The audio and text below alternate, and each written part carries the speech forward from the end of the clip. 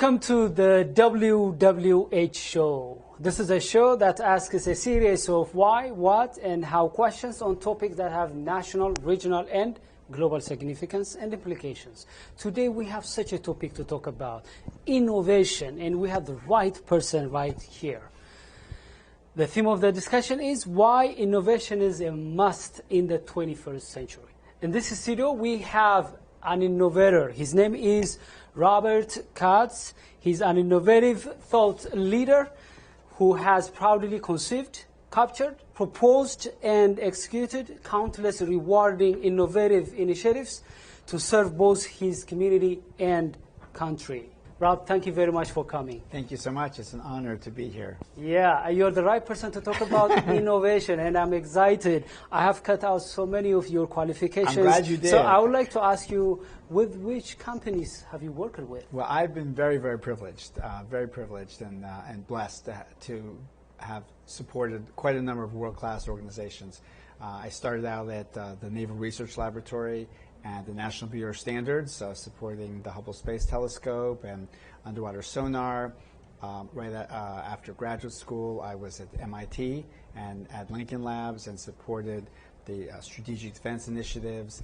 And from there, I continued to work in the C4ISR space innovation domain at NASA, at Johns Hopkins Applied Physics Laboratory, and throughout a number of world-class organizations in the United States and throughout the world. So I've been very honored and very appreciative for the opportunities.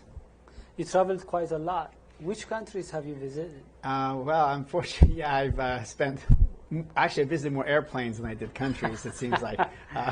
But of course, in addition, all over the United States and all over Canada, I've been to Asia, to a lot of work in Japan, in Hong Kong, in Malaysia, and Singapore. Been privileged to be in India and support a lot of initiatives in India. Some of those I hope to talk to. They're very exciting. And then in the Middle East, and then all throughout Western Europe.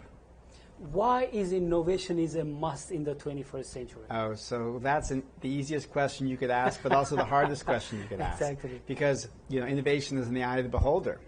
And I think somebody said one time, what is obscenity? I'll know it when I see it. Or I'll know it when I hear it, right? So it means different things to different people. But fundamentally, in this day and age, we need to do more with less. It's really that simple. We need to do more with less. The world is changing faster and faster, more faster than it ever has before, and we also need to change and adapt as the world around us is changing and adapting. So innovation is very helpful for you to change and adapt to the world that's changing fast. Yes, exactly. And it's the opportunities are changing, the situation's changing, the challenges are changing, and unfortunately the tools are changing. So we need to take and combine all of that, connect all those dots, and be able to be a change agent within ourselves and our organizations and our families. So in the 21st century, you mean that to succeed and thrive, we need to be innovators. Otherwise, if we don't have that competitive and comparative advantage, it's going to be very hard for us to compete in this fast-paced century. Right, to compete with, and I'm not talking on a strictly business environment, I'm talking day to day. I mean, every day when we look at, the planet isn't getting any bigger, right? The resources aren't getting any more abundant, but there's getting more people. So how do we utilize those resources in more efficient and effective ways? People think that this is technology, but it's really not necessarily at all technology. When we think of innovation, we need to go beyond just technology. So innovation is almost a household name. Everybody knows about it, and everywhere you hear about it. But why it's not happening every day and everywhere? It's really very simple, and it's a little controversial. So the reason it's not happening is mostly from complacency. In one word, complacency. And you're supposed to ask me, well, Robert, what do you mean by complacency? Yeah, what's complacency? That, in many ways, necessity is the mother of invention. Like that. And when there is true scarcity of resources, when there's true threat, when there's true challenges, then people just naturally think of ways to be innovative. But many times you become a victim of your own success. When a person is successful, when a company is successful, when a civilization is successful, when a nation is successful, when a continent is successful, although that success could be temporary, you tend to enjoy that success and stop innovating. You don't see a threat. And there's some neuroscience that actually supports this, which I can talk about if you want. Yeah, tell us a little bit more. Sure. On that. So, I mean, the way our brain is wired, right, whether we like it or not, is that we respond to threats. Our mind is programmed through neuroscience to be 7 to 8 times more eager to eliminate a threat, right, a threat to our life, for instance, than to seek pleasure or seek a positive. Okay, so I mean, if you think back in your life, unfortunately, you remember the bad times more than the good times, like when you did something wrong, right? Exactly. You know, I mean, your boss could have said every single day how wonderful you are, and one day out of 5 years, you did something wrong. They mentioned it to you. You remember that. You remember that, right? You went to work every day, went to school every day as a child, uneventful. The one day that the bully beat you up, or the one day something happened that wasn't pleasurable, you remember that. Well, there's a reason you remember that. You know, sometimes you hear your wife or your girlfriend, your significant other say, "Oh, you always remember the bad parts, right? You always remember bad." That's sort of the way our brain's wired. How we are wired. Yeah, because that's a survival trait. That's how we stay alive. I mean, our brain, we can't remember everything. So our brain prioritizes the negative. So when we have all the abundance that we have in our lives, and we have all the success, it doesn't drive the need for innovation. And so unfortunately, basically, as I said, complacency, right, has dampened somewhat the innovative spirit. So the precondition to innovate is necessity or need or challenge or threat. So there should be a trigger for an organization or an individual or a society to try to innovate. Exactly. And so what we do is, and I talk about this and I teach this when I try to get companies and people and organizations to innovate, is sometimes we actually have to create the threats. We have to create it so that our mind, we trick our brain.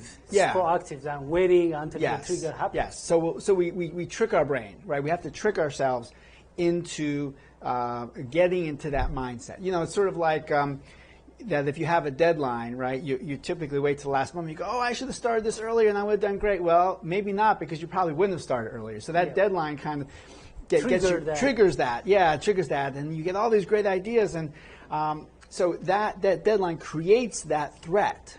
And without that threat, you don't get that inspiration because you just don't have that need.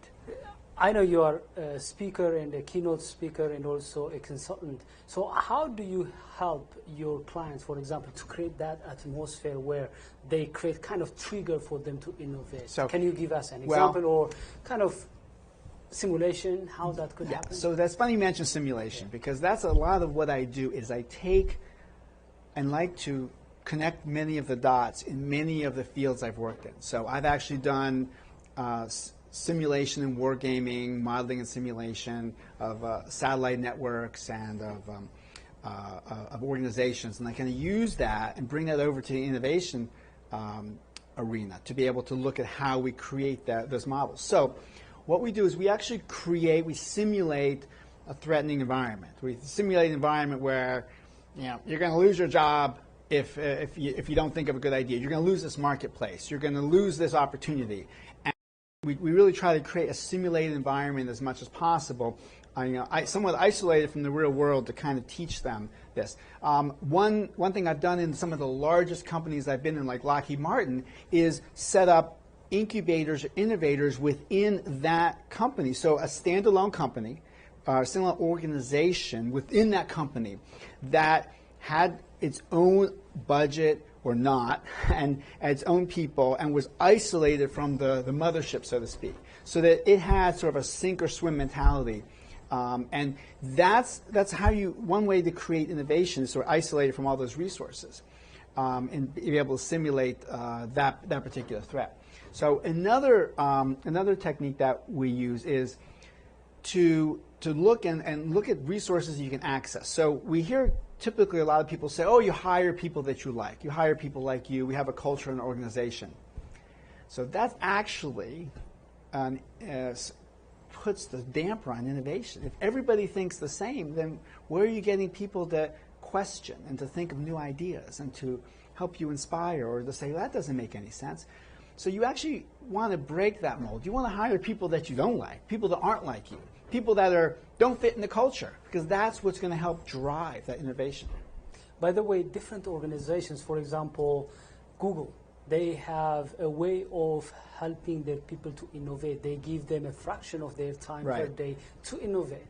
Universities, they create an environment where you publish or perish. So it's very important for organizations or societies to create that environment where their people have some incentives, or you could say consequences if they don't innovate. So do you appreciate that kind of environment where people, I mean, if you're not innovating, you're not with this organization for longer, or, I mean, you may not have some kind of, so it depends, because different people can contribute to an organization in different ways. And so that's another thing that we have to appreciate, is the value that people give. Not everybody is going to be the people that generate the ideas themselves, right? Some of the people are the ones that are going to ask the questions, or some of the people are simply going to be the ones that squash the ideas that aren't good. So everybody plays a role. And obviously I do agree with giving people time and space. Google has the luxury of doing that. But if you kind of look at where Google came from and realize how, obviously they're a prime example of innovation. If we look back and we think of when Microsoft was growing, and between Microsoft and Apple, we kind of say, oh, who's going to win? Who's going to win the PC wars? Who's going to win the operating system war? And we were thinking of, it might be Sun, might be Linux, might be IBM. And Google came out of nowhere, right? Because they changed the rules of the game. They didn't say, I'm going to play by the desktop game, to play the operating system game. They came out of left field and said, I'm changing the game. They were able to do that because they didn't have an established base to put at risk, right? So a large company, a large organization, that has an established base, they have a risk of losing that base, right? So they're going to be complacent. They're going to say, I'm happy with this market share that I have. I'm happy that group I have. I'll grow incrementally. But there's no reason to put that at risk. So even though they may have been innovative to get to that point, they stop being innovative once they have that established base. Where a company that comes in from the flanks or left field, literally, doesn't have anything to lose. So they can take those risks.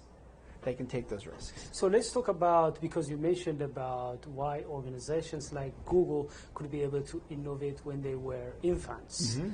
So why some organizations innovate and succeed, why others are not being able to do that? So what are the factors that differentiate between innovators and non-innovators? Right, okay, so there are many. That's a complex question, but it's a very good question.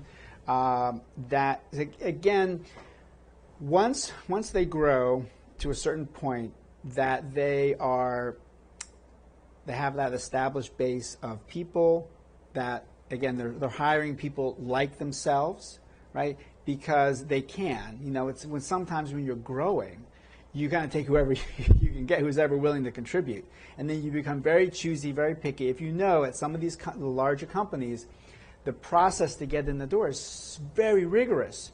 Well, what that does is that creates a certain homogeneity. And when you have that homogeneity, it dampens that innovation because you don't have that diversity. The diversity is what helps spur that innovation. So just think of a prime example. What's one of the most glaring examples that we have where diversity and heterogeneity spurs innovation? Can you think of it? Yes. What? Maybe I missed your question. Okay. So the best example of an organization where heterogeneity, right, heterogeneity, where people are different, diversity creates innovation, is the United States of America. Yeah.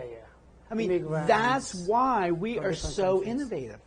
We are so innovative because we have people that come in that there's no status quo to break. I mean, they're coming in with their existing experiences and melding that with other people's experiences, and they have this diversity that just spurs innovation through asking questions and doing things differently. And when those all come together, you get the most innovative country that has ever existed because of that diversity and immigration. And but at an organization where they've grown to a certain point and it kind of levels out, they hire people they hire people like them, they have a certain culture, they have to fit in, right? It has to be a good fit. Yeah. At that point, once they do that, whether it's a small organization or a big one, that dampens the innovation. So when we talk about, for example, you mentioned the United States, the best country in the world when it comes to entrepreneurship spirit. That's because of so many factors. One of the factors is the Constitution, which empower the individual, the freedom people have to, view whatever they think, and also the organizational structure, which is decentralized, like the federal government, the local government, and so on and so forth. And also the system itself. The system, rewards you when you innovate. It protects your patent rights. The media exposes you. So and diverse people, as you mentioned, that contributed for the United States' innovative power in the world.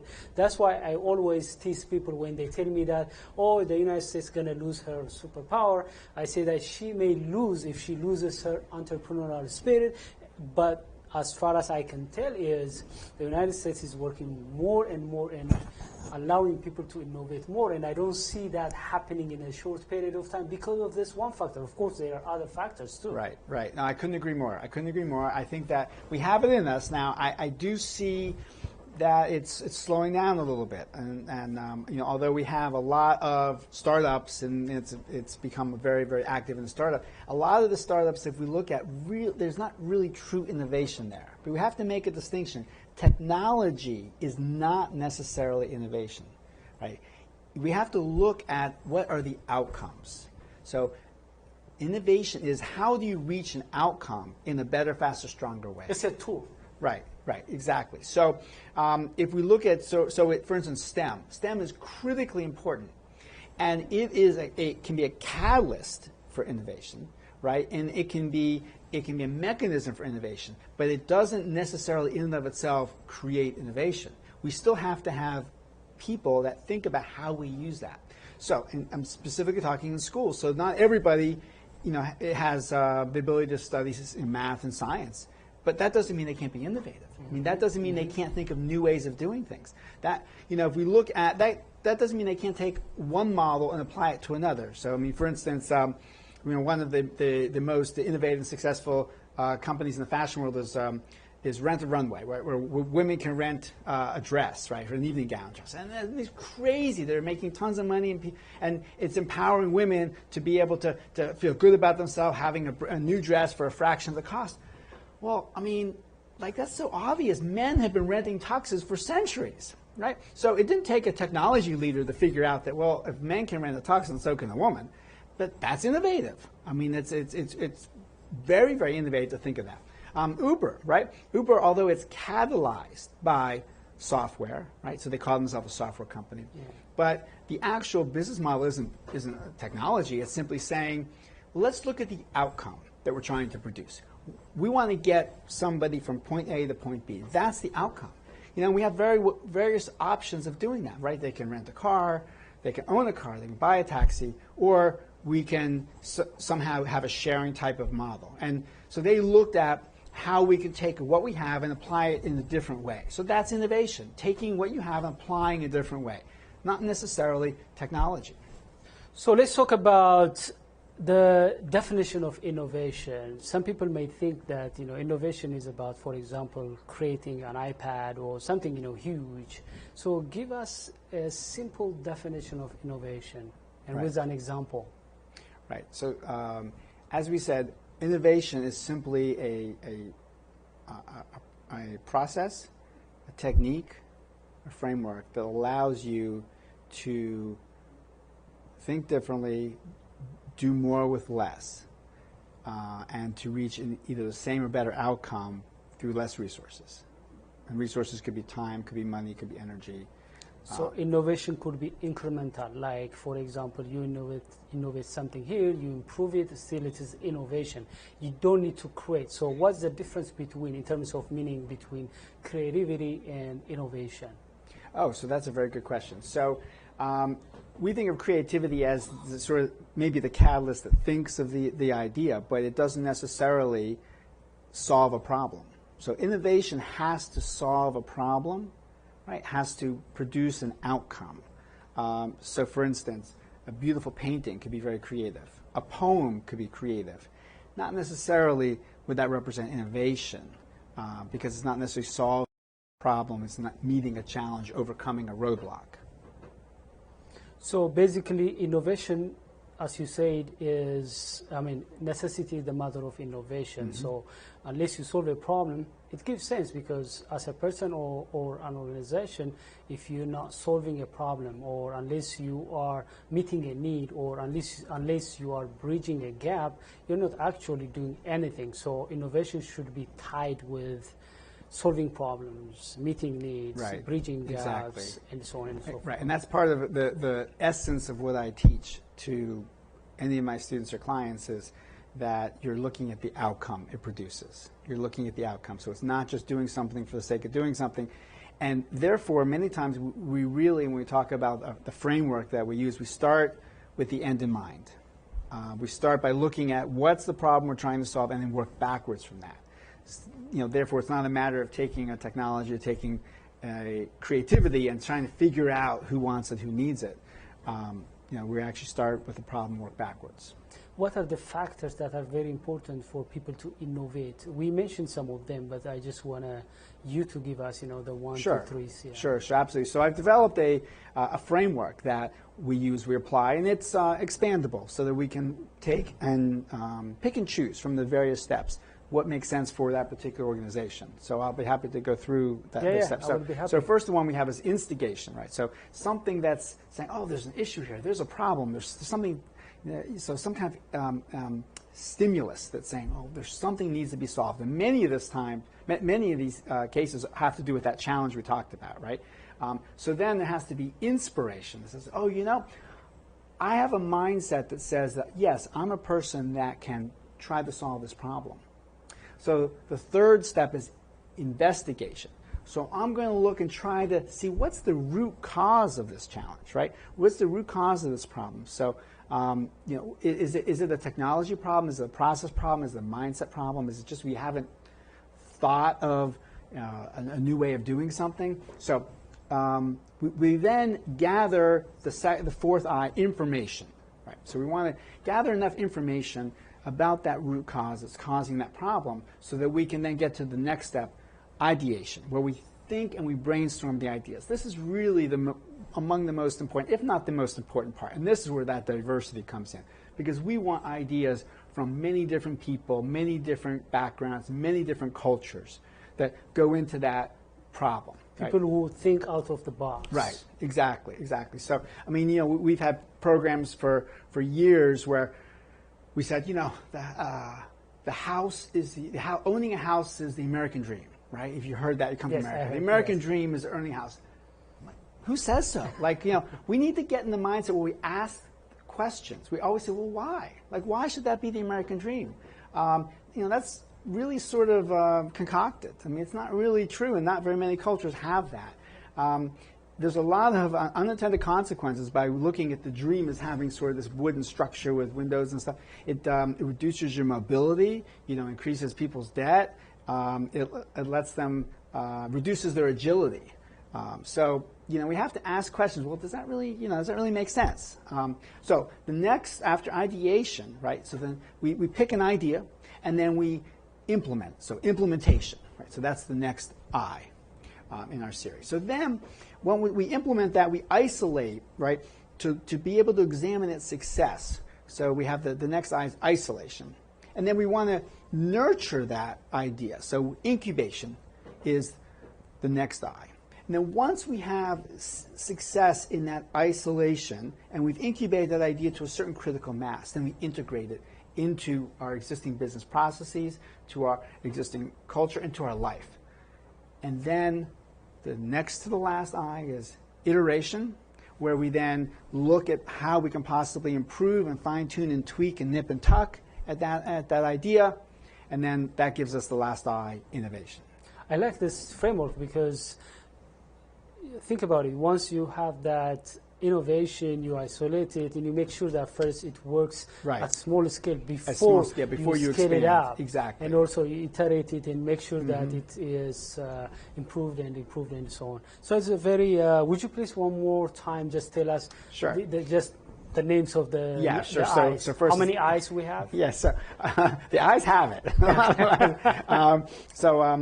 So we have instigation, inspiration, investigation, information, ideation, implementation, then isolation, incubation, integration, iteration, and then innovation. Innovation. It's great eyes. Yep.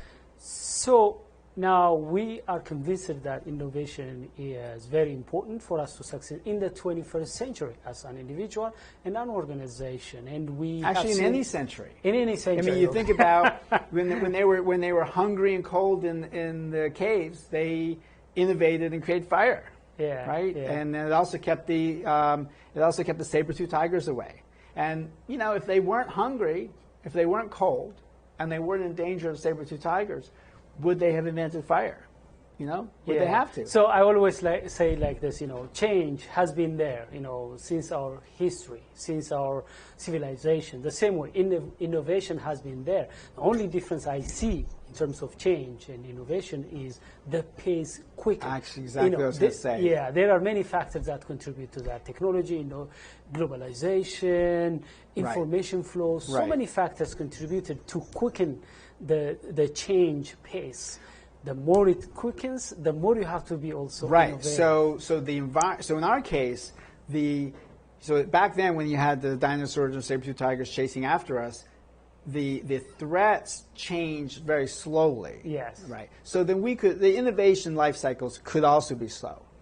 But now our environment is changing at such a rapid pace that, you know, for us to keep up, we also have to innovate and at that same speed, at that fast speed, and that's what we're not doing, because unfortunately we're becoming sort of isolated, and we're not seeing the threats. I mean, we're too comfortable. We're way too comfortable. Companies are too comfortable. Companies have safety nets. I'm not against safety nets. I know it's a little controversial, but you know, companies have safety nets. People have safety, as well they should, but the problem is that mindset, right, keeping that in your mind, prevents you from taking some of the risks that you really should take to create that innovation. So let's zoom in and focus on an individual.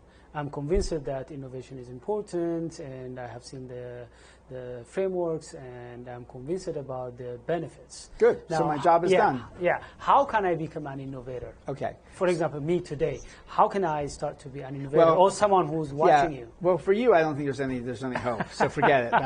Because we're friends, so I'm gonna come to you and get you know. All right. So there's a few techniques. There's a few very, very simple techniques. So one, we said that, you know, when you're comfortable and there's no risks, that we don't have that necessity that creates that need. So you have to fool yourself, right, into thinking. Fool yourself. Right. So fool yourself. So, you know, create deadlines, create parameters, take away, you know, lock up your food, you know, in your closet, your pantry one day, and say, you know, I'm only gonna, I only can eat what I don't have anything. I'm starting from zero, right? I don't have anything. Don't really fire all your employees, but lock them away, right? Away from you, so that you're by yourself, and it's just you. And when you're faced with those challenges, right? It's amazing. Like, you think of the Survivor shows, right, on TV. Yeah, yeah. I don't own the TV, but when I'm in the gym, I see it up on the screen. Myself, I don't own TV. Right. So they create incredible innovation because they're in the jungle with nothing, but absolutely nothing. So you need to fool yourself into thinking that you don't have enough time, you don't have enough resources, you don't have enough money. People do that as well. They take and their paycheck goes immediately to an account that they don't have access to, right? So they're essentially starting from nothing, and I like that. Your brain just has to think of how am I going to survive. Yeah, you have to survive. You have to scare yourself into that survival mode. The other is that you start to ask questions. Like, you don't take anything for granted. You say, well, why? Like, why do I have to? So, if you want to go someplace, you have to buy a car. Well, like, why? Why can't I just, like, that, there's a car there, it's going there anyway. Why can't I just, and Uber that ride, or why don't? So the operating, you have to have this operating system on this PC, and then someone, you really should ask a question. Well, why do I even need a PC? Why do I need that, right? So ask questions of everything. Question everything. You also, of course, implement my framework and have the framework where you start to look at outcomes. And you focus on outcomes, right? Not on the process itself, but on what that process will give you in terms of outcomes and how can I reach a better outcome. That's what we need to focus on. So, again, the computer is a good example. We spend lots of money, a lot of my clients in the government, on this IT system and that IT system, and what kind of server it should be, and what operating system it should be, and all this focus in on all of the actual technology. But there's very little focus on what are they actually using that technology to do. What outcome are they trying to produce, right? Are they trying to check the border? Are they trying to check passports? And maybe we don't need all that hardware, all that computer to produce that same output. So we want to really focus on outcomes and work backwards from there. I like that. I have been providing trainings on corporate cultures, and one of the things that I have noticed is that many cultures or corporate cultures, even if they promote innovation, their corporate culture is risk averse. Right. They don't notice that. And also the corporate organizational structure is too rigid for innovation. Right. So for innovation to happen at organizational level, they have to have that holistic approach in terms of changing the organizational structure to promote innovation, changing the corporate culture to be risk averse, right. to become right. risk taker in terms of innovation. Absolutely. And also, as you said, allow people to ask the why question. Right. Because right. in some environments, in some organizations, they don't allow that questioning No. because people think when you question, they label you as a troublemaker, or so silly and all of that. Yeah. No, they need to encourage that, and they need to hire people that are unlike themselves to come in and tell them that the emperor has no clothes.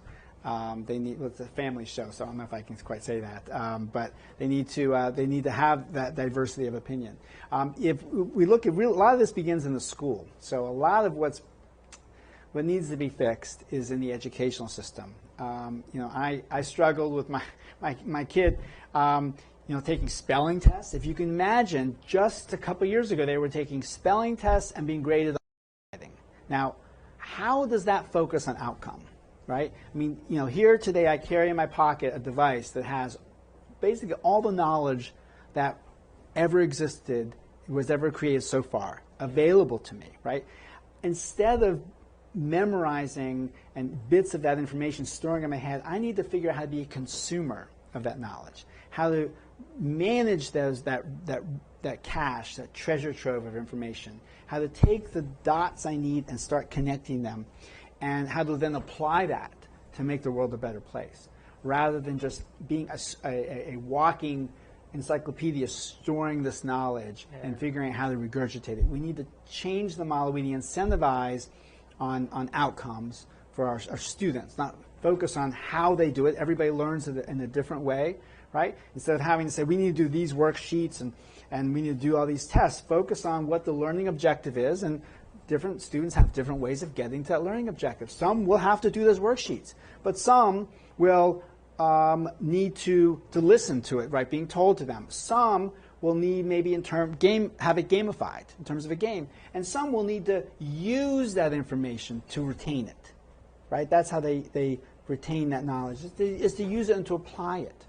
So we need to have a flexible educational system and a flexible work environment that allows people to get to a result, to get to a success in whatever way is in their DNA to do.